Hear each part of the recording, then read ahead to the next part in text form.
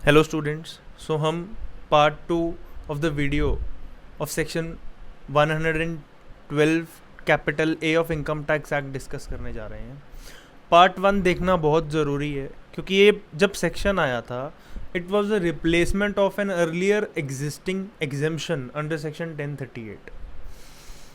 तो इस सेक्शन में क्या है, बिल्कुल वैसा ही है विथ सम मॉडिफिकेशंस।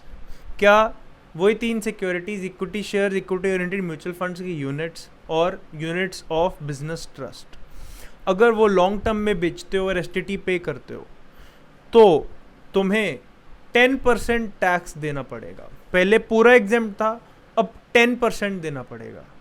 तो इनकम टैक्स में एक रूल होता है कि when you are given a specialised tax rate then तुमसे वो तुम्हारी डिडक्शंस, एक्स्ट्रा तुम कुछ भी नेगेटिव साइड में लेके जा रहे हो वो छीन लेते हैं।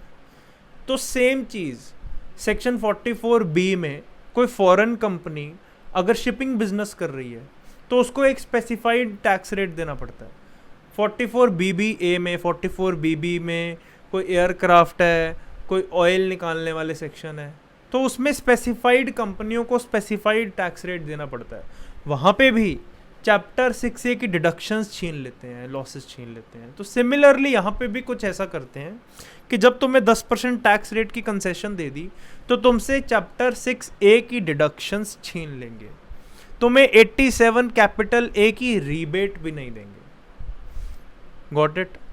सेक्शन 1038 समझना इस वजह से बहुत ज़रूरी था क्योंकि सेक्शन 1038 में क्या होता था, जब तुम कैपिटल गेन्स की कैलकुलेशन करते थे और वो लॉन्ग टर्म था इन तीन सिक्योरिटीज़ का, वो तो एग्जेम्प्ट होना था। कैपिटल गेन्स की कंप्यूटेशन कैसे होती है? Capital gains chapter runs from section 45 to section 55 capital A. Section 45 talks about charging section of capital gains. Section 48 talks about what? Computation. कैसे कंप्यूट करते हो तुम? सेल प्राइस, उसमें से कोई भी छोटे मोटे सेलिंग एक्सपेंस है माइनस करके नेट कंसिडरेशन निकाल लेते हैं। नेट कंसिडरेशन में से कॉस्ट ऑफ एक्विजिशन माइनस करते हैं, कॉस्ट ऑफ इंप्रूवमेंट माइनस करते हैं, कैपिटल गेन्स आ जाते हैं। उन कॉस्ट ऑफ एक्विजिशंस को, इंप्रूवमेंट्स को हम इंडेक्स भी कर देते हैं एज पर इन्फ्लेशन रेट, तो ताकि हम उसको एक प्रेजेंट वैल्यू पे ले आए। ये तुम सबको सीए स्टूडेंट्स हो, तुम्हें सब पता होगा ये, ठीक है। लेकिन 112 कैपिटल ए में ऑलरेडी एक कंसेशनल रेट दिया हुआ है, इस वजह से as per proviso 3 of section 48 तुम्हें इंडेक्सेशन भी नहीं मिलेगी, चैप्टर 6A की डिडक्शन नहीं मिलेगी, 87A की रीबेट नहीं मिलेगी और इंडेक्सेशन भी नहीं मिलेगी। इतना कुछ छीन रहे हो क्यों? क्योंकि भाई 1038 में सारा एग्जेम्प्ट था, अब तुम्हें कंसेशनल रेट दे रहे हैं, ये चीज़ें नहीं दे रहे, लेकिन एक एक्स्ट्रा चीज़ दे रहे हैं। वो क्या? 1 लाख तक का कैपिटल गेन एग्जेम्प्ट। खुश रहो। जो नॉर्मल बंदा, उसका कौन सा 1 लाख कैपिटल गेन आ रहा है एग्जेम्प्ट करो, मजे करो, ठीक है। 1 लाख तक का कैपिटल गेन तो एग्जेम्प्ट। सेम 1038 में जो प्रोवाइजो था आईएफएससी को रिलेटेड, वो यहाँ पे भी कॉपी पेस्ट हो गया कि आईएफएससी के ऊपर एसटीटी लगता भी नहीं तो भी ये कंसेशनल रेट ले जाओ। तो बात वही है, एसटीटी पे किया इन सब कैपिटल एसेट्स के लिए और ये लॉन्ग टर्म है, सेक्शन 1038 वाले वही सेम चीज़ें कॉपी पेस्ट। 112 कैपिटल ए में 10% कंसेशनल रेट है, ठीक है। तो मोटा मोटा बिल्कुल सेम सेक्शन है। कंफ्यूजिंग पॉइंट क्या है कि प्रॉब्लम क्या आई कि 1 Feb 2018 को जब फाइनेंस बजट आया तो उन्होंने बोला कि 1 अप्रैल 2018 से एप्लीकेबल होगा। लेकिन लोगों की प्रॉब्लम ये हो गई कि लोग कहने लगे कि भाई एक बात बताओ, मैंने तो ऑलरेडी शेयर्स लिए हुए थे ताकि मैं 12 महीने के बाद बेचूंगा इसको, पीरियड ऑफ होल्डिंग इसकी 12 महीने होती है, 12 महीने के बाद बेचूंगा, लॉन्ग टर्म बेचूंगा, मुझे तो एग्जेम्प्ट हो जाएगा। मेरे तो मजे ही खराब कर दिए तुम लोगों ने। मज़े खराब हो गए। तो फाइनेंस मिनिस्टर कहते कि टेंशन मत लो। प्रॉब्लम लोगों को दूसरी ये हुई कि अगर तो ये 1 Feb 2018 को आया और 1 अप्रैल से एप्लीकेबल है, देन उसके बीच में जो पीरियड है 2 मंथ्स का, अगर उसमें किसी ने बेचा है तो इतने लोगों ने अगर ये बेच दिया तो एग्जेम्प्ट तो वो करवा जाएंगे, क्योंकि ये तो एप्लीकेबल 1 अप्रैल से है, सेक्शन 112A। 31 मार्च तक तो 1038 ही लग रहा है। तो वो कह रहे थे हम 1038 की जल्दी जल्दी एग्जामेशन ले जाते हैं। लेकिन प्रॉब्लम ये आएगी कि इतना सेलिंग प्रेशर आ जाएगा इक्विटी मार्केट में कि सारे स्टॉक प्राइसेस ही कम हो जाएंगे, तो जो लोग बेच भी नहीं रहे उनको भी दिक्कत आएगी। इस वजह से फाइनेंस मिनिस्टर ने ये चीज़ें समझी और बोला कि तुम्हारे जो तुमने मज़े लेने वाले थे तुम एग्जेम्प्ट करवा के, वो मज़े अभी भी सुरक्षित हैं। कैसे? जिस दिन हम ये फाइनेंस एक्ट लेके आए, एक दिन पहले रात को 12 बजे तक, मतलब कि 1 फेब से एक दिन पहले क्या हो गया, 31 जन 2018, उसके रात के 12 बजे तक तुमने जो भी सिक्योरिटी परचेज की हुई है, तो हम क्या करेंगे, 31 जन 2018 को जो फेयर मार्केट वैल्यू है उसको तुम्हारी कॉस्ट बना देते हैं। टेंशन लेने की क्या बात है, तुम्हारी कॉस्ट बना देते हैं। तो लोग बोलने लगे सही है, हम वैसे ही एग्जेम्प्ट करवा रहे थे, अगर कॉस्ट में ऐड करवा दिया तो फिर तो हमारा ही फायदा है ना। कैसे भाई, किसी हमने सेल प्राइस में से कॉस्ट ज़्यादा ऐड कर ली तो कैपिटल गेंस तो कम आएगा ना, तो हमारे मज़े तो सिक्योर हो गए ना। तो फाइनेंस मिनिस्टर कहता है तुम्हारे मज़े हमारी जिम्मेदारी है, तुम्हें मज़े आएंगे तो आएंगे, ठीक है। अक्यूमुलेट कर दिए मज़े 31 जन 2018 तक। अब भीड़ में से निकल के आया mister Ram, CA final student का फेवरेट बंदा है, हर डाउट यही लेके आता है मिस्टर राम।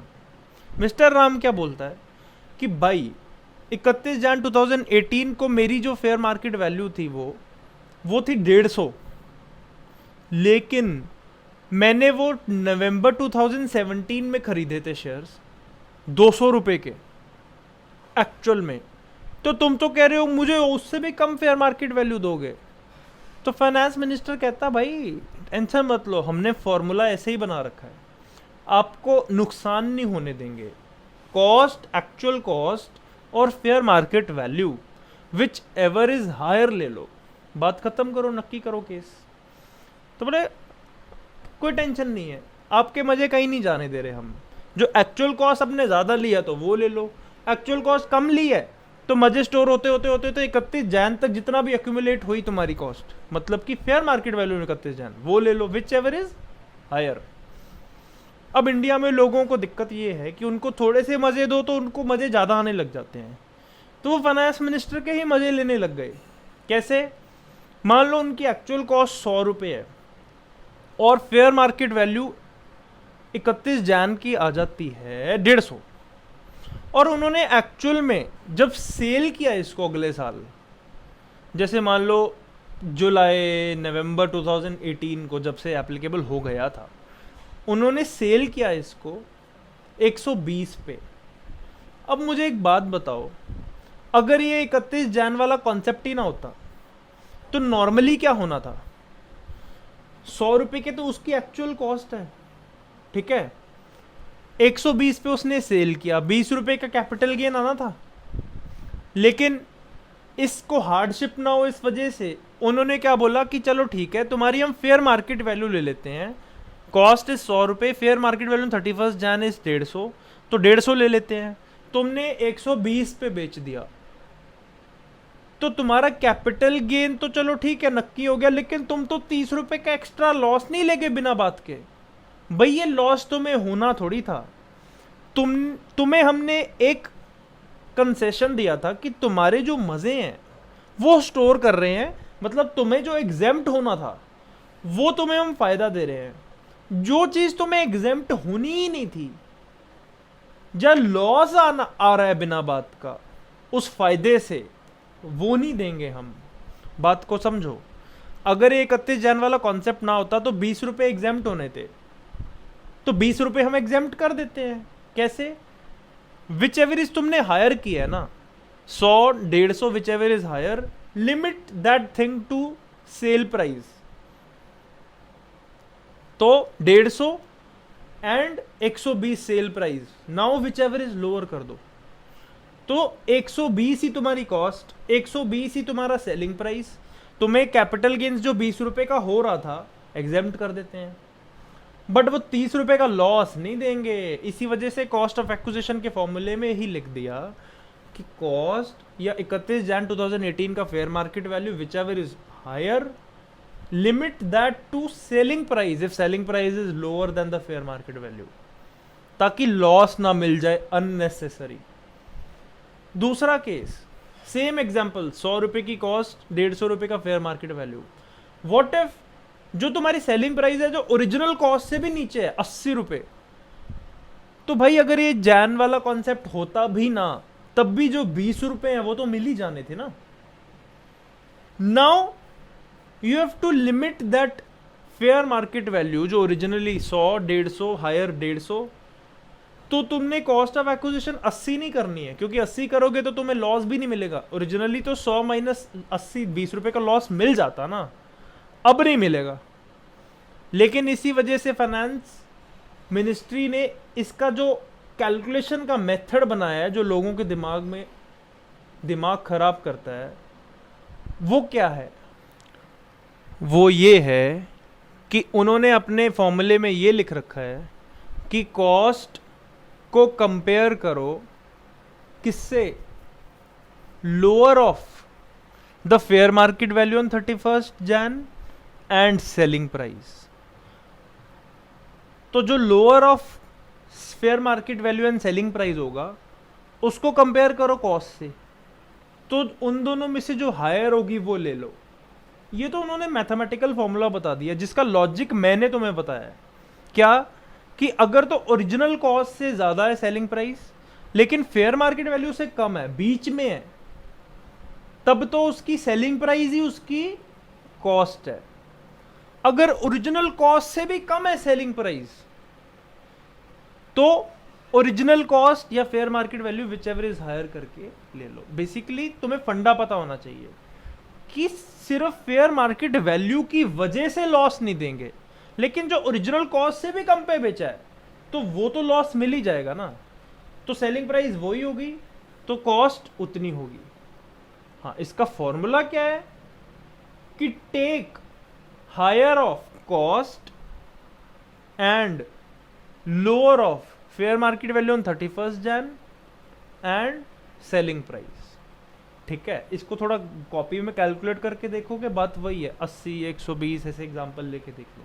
ठीक है, 1 लाख तक एग्जेम्प्ट है, 1 लाख तक कुछ नहीं लगने वाला, 87A की रिबेट नहीं मिलती, इसके ऊपर STT तो लगता ही लगता है, लेकिन इंडेक्सेशन नहीं मिलती, चैप्टर 6A की डिडक्शंस नहीं मिलती। लॉस आ सकता है अगर ओरिजिनल कॉस्ट से कम हो, बाकी कैरी फॉरवर्ड सेट ऑफ कोई शॉर्ट टर्म कैपिटल लॉस किसी वहाँ से आ रहा है, हाँ हाँ ले लो, कोई लॉस को कैरी फॉरवर्ड नहीं कर सकते, ऐसा कुछ नहीं है यहाँ पे। तो इतना सा सेक्शन था, बहुत ही सिंपल लॉजिक है। ठीक है, I hope you understood it. कोई कमेंट्स है, कुछ है, कोई और टेक्निकल आपको चीज़ पूछनी है, कोई बिजनेस ट्रस्ट का कॉन्सेप्ट समझा दो सर, तो I will be more than happy. Okay, thank you.